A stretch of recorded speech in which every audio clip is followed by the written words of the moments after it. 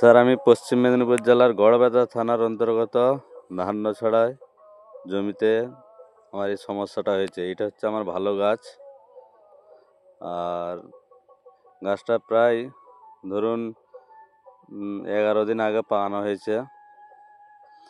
আর একটা গাছ আমি উবড়িয়ে দেখলাম যে আলুর যে বীজটা যেটা লাগানো হয়েছিল সেই বীজটা কিন্তু পচে গেছে। আর সমস্যাটা দেখুন স্যার, এইভাবে গাছগুলো মারা যাচ্ছে।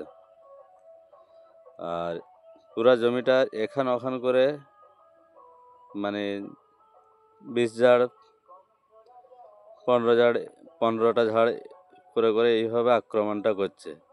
আর এর পাশে দেখুন এই যে ভালো গাছ, এর পাশে দেখুন এইটা ভালো গাছ। তো এই সমস্যাটা কেন হচ্ছে আমি সঠিক বুঝে উঠতে পারছি না। এবং একটা গাছ উপড়িয়ে দেখলাম যে নিচে যে বীজটা সেটা পচে গেছে, কিন্তু গাছটা কিন্তু শিকড় মাটিতে ধরে আছে। কিন্তু তারপরেও এইভাবে সমস্যাটা হচ্ছে আমার ধরুন এটা বিঘে কান্নেক জমিতে এটা হচ্ছে, 17-18 কাঠা হবে। তো এই সমস্যাটা কী কারণে হচ্ছে, যে এটা দেখুন পাশে গাছ, দেখুন পাশের গাছ এইরকম, বুঝতে পারছেন?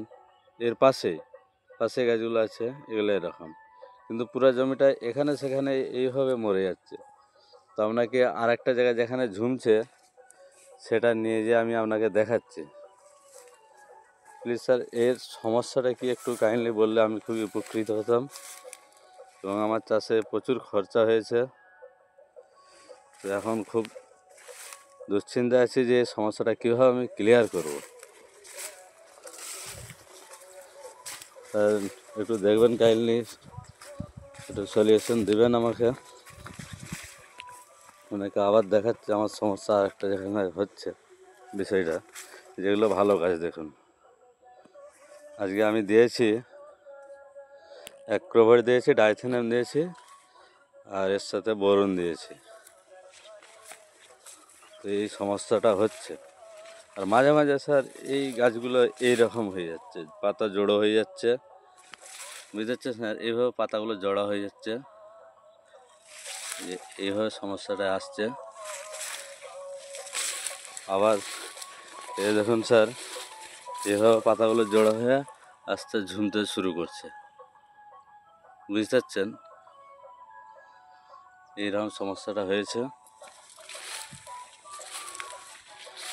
তো এইভাবে ঝুমে যাচ্ছে স্যার।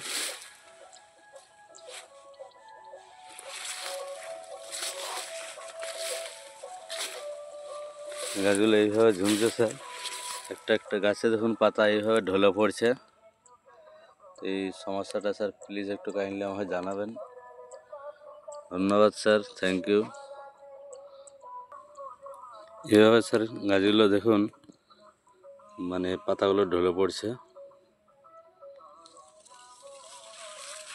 দেখুন স্যার। গাছটা ভালো আছে কিন্তু পাতাটা ঢলে পড়ছে। এই সমস্যাটা প্লিজ একটু জানাবেন স্যার। থ্যাংক ইউ স্যার, ধন্যবাদ।